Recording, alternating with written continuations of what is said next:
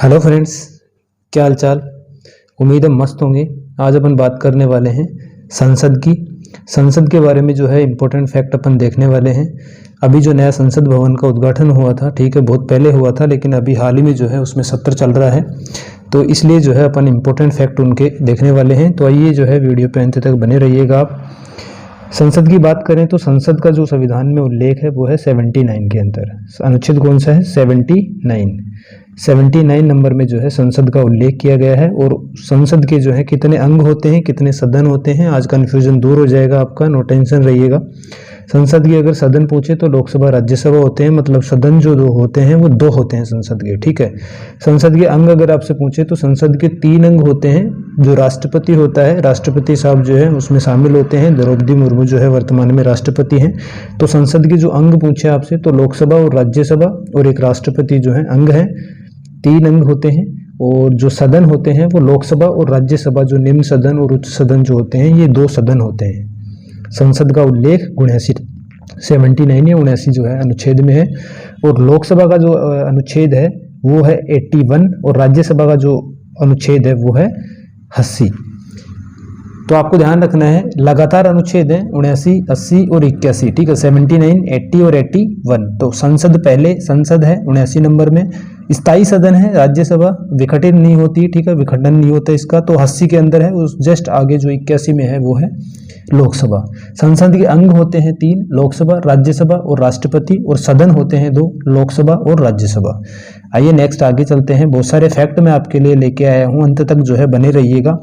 लोकसभा के अंदर और राज्यसभा के अंदर क्या समानताएं हैं, क्या क्या जो है इनमें जो है फर्क है, वो अपन देखेंगे। कि लोकसभा का जो अपन ने देखा कि संविधान के अंदर लोकसभा का 81 नंबर में जो है अनुच्छेद में जो है इनका उल्लेख है।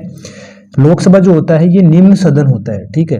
राज्यसभा उच्च सदन होता है, स्थायी सदन होता है, और निम्न सदन जो होता है वो लोकसभा होता है। चुनाव लड़ने के लिए लोकसभा का उम्र जो होनी चाहिए वो 25 वर्ष होनी चाहिए, आपको ध्यान रखना है। चुनाव जो इसका होता है वो प्रत्यक्ष होता है, ठीक है, जनता के द्वारा प्रत्यक्ष चुनाव करा जाता है इसका लोकसभा का। कार्यकाल की बात करें तो सामान्यतः 5 वर्ष होता है, उससे पहले भी जो है ये विघटित हो सकती है, क्योंकि स्थायी सदन नहीं है, ये निम्न सदन है, ठीक है।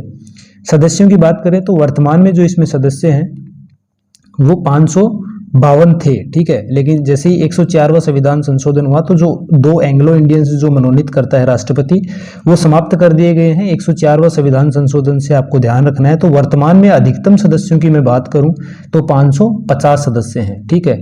और वर्तमान में ये तो अधिकतम हो गए 550, तो लेकिन वर्तमान में कितने हैं?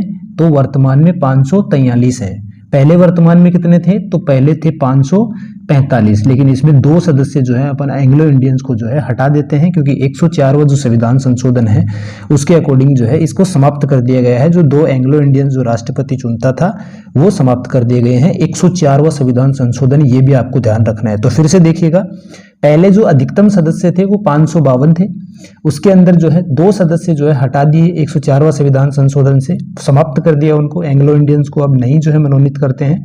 तो अधिकतम सदस्यों की संख्या होगी 550। लेकिन वर्तमान में जो है पहले सदस्य थे 545 और 2 इसमें अगर माइनस कर दिए तो अब वर्तमान में जो सदस्य हैं वो है 543 लोकसभा के अंदर, आपको ये ध्यान रखना है। उसके अकॉर्डिंग अपन चले राज्यसभा के बारे में। तो राज्यसभा का जो उल्लेख है वो अनुच्छेद 80 के अंदर है। ये उच्च सदन है, अपन ने बात करी, ये कभी जो है विघटन नहीं होता इसका। स्थायी सदन है, उच्च सदन है। इसकी जो उम्र होनी चाहिए चुनाव के लिए, तो उम्र होनी चाहिए 30 वर्ष, लोकसभा में 25 वर्ष, ध्यान रखिएगा, और इसकी राज्यसभा की 30 वर्ष। चुनाव जो होता है इसका अप्रत्यक्ष रूप से होता है, लोकसभा का प्रत्यक्ष रूप से होता है, इसका अप्रत्यक्ष रूप से एकल संक्रमणीय मत पद्धति के द्वारा होता है। ये स्थायी सदन है, बात करिए अपन ने, विघटन जो है इसका नहीं होता है, स्थायी सदन है। सदस्यों का जो कार्यकाल है, इसका जो खुद का कार्यकाल नहीं होता, राज्यसभा का कोई कार्यकाल नहीं होता, ठीक है, क्योंकि इसमें जो सदस्य होते हैं उनका कार्यकाल होता है, और उनका जो कार्यकाल होता है वो 6 वर्ष का होता है, ठीक है। प्रत्येक 2 वर्ष में 1/3 सदस्य जो है अवकाश ग्रहण करते हैं, ये चीज आपको ध्यान रखनी है। तो 6 वर्ष जो है इनका सदस्यों का कार्यकाल होता है, ना कि राज्यसभा का कार्यकाल। अब ऐसे अपन इसमें भी बात करेंगे, जैसे लोकसभा में देखा अधिकतम सदस्य कितने होने चाहिए, वर्तमान में सदस्य कितने हैं, कितने जो है राष्ट्रपति मनोनीत करता है, ये सारी चीजें अपन इसमें भी देखते हुए चलने वाले हैं, ठीक है।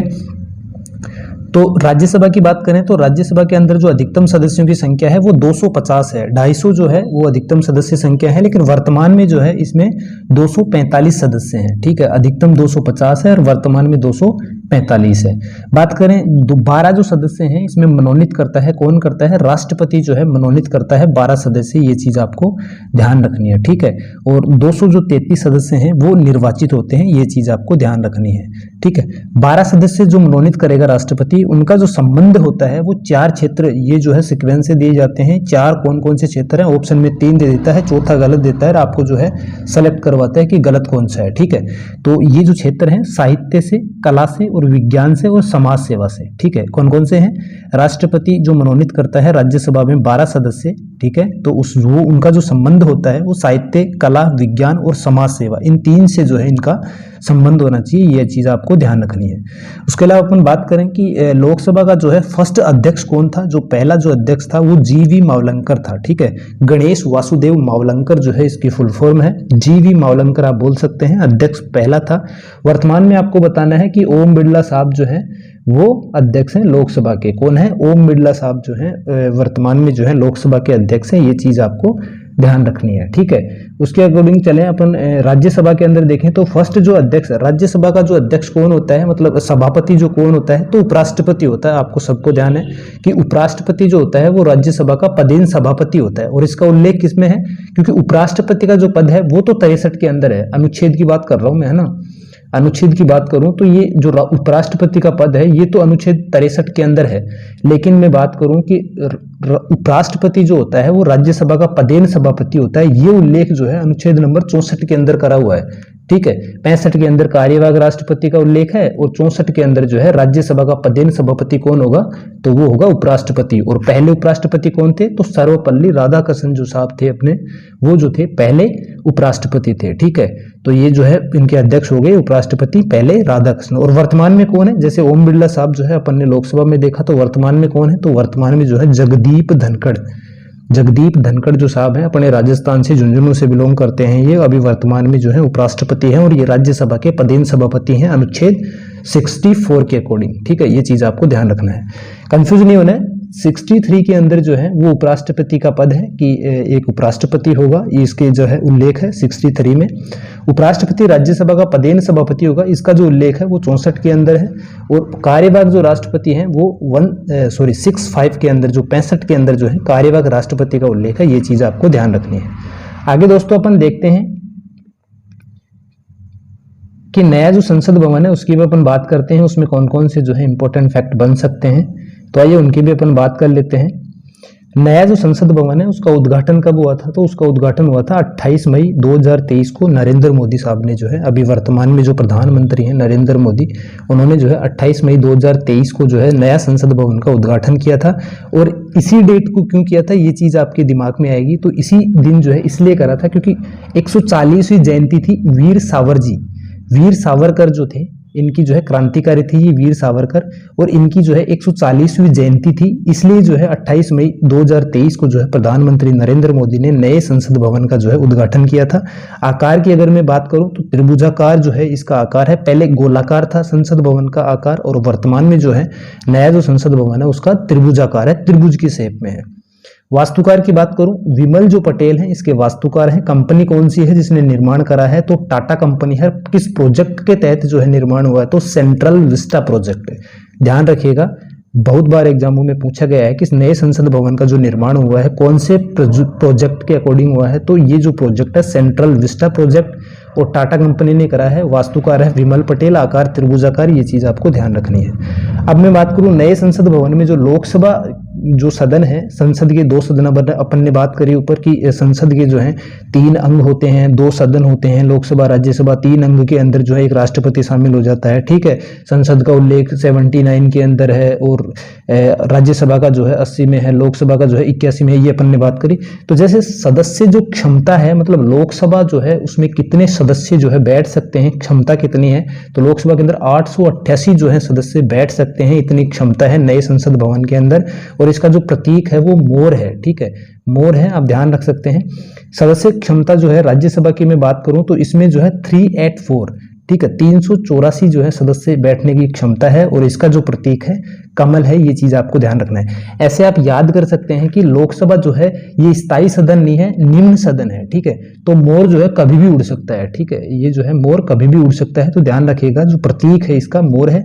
राज्यसभा जो है स्थायी सदन है, ठीक है, स्थायी सदन है, इसलिए इसका जो है कमल का फूल ध्यान रखिएगा हमेशा खिलता रहता है, कमल का फूल हमेशा खिलता रहता है। तो ध्यान रखिएगा कि कमल का जो है प्रतीक राज्यसभा का है, 384 जो है मेंबर इसमें बैठने की क्षमता है, ये चीज भी आपको ध्यान रखनी है। इसमें जो है एक संगोल स्थापित करा गया है जिसकी ऊंचाई 5 फीट है। इसकी जो है ऊपर ही ऊपर जो है नंदी की प्रतिमा लगी हुई है जो कि न्याय का प्रतीक है, ये चीज भी आपको ध्यान रखनी है। आई होप वीडियो अच्छा लगा होगा, ज्यादा से ज्यादा लोगों तक आप शेयर करिएगा इसको। अगर आपको जो है मेरी मेहनत पसंद आती है तो नेक्स्ट वीडियो का अपडेट आपको तुरंत मिले, इसलिए जो है आपको बेल आइकन को जो है प्रेस कर लीजिएगा ताकि नेक्स्ट वीडियो का अपडेट आपको तुरंत मिले। ऐसे ही बैक टू बैक आपको वीडियो मिलते रहेंगे और अपनी तैयारी को आप मजबूत करते रहिएगा। ठीक है दोस्तों, धन्यवाद।